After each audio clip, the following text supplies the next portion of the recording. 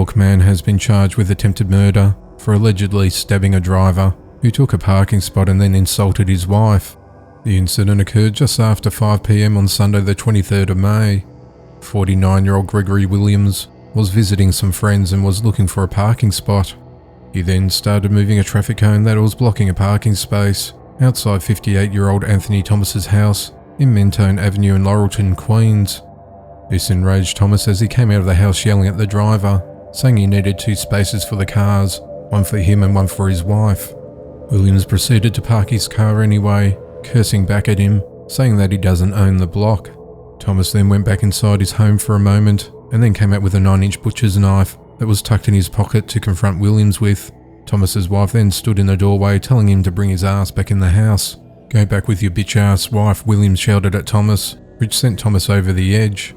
After Williams disrespected his wife, Thomas said, "What was that?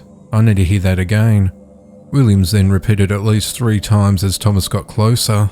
Thomas grabbed Williams's wrist as he tried to get away. He then held him by his arm and started stabbing him 7 times in the chest, abdomen and arm, until he finally let his victim go.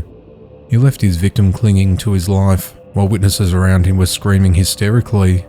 The authorities were contacted and transported Williams to the Jamaica hospital.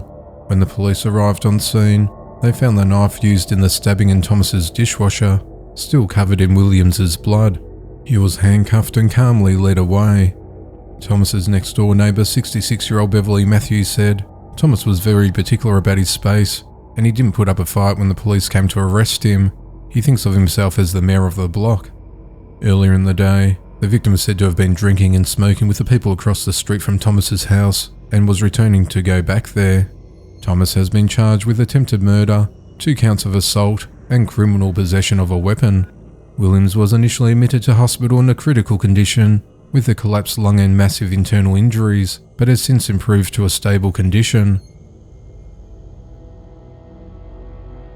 53-year-old Lee Bowman of Iowa has been arrested and charged with arson after allegedly setting fire to his next-door neighbour's house because they didn't mow his lawn.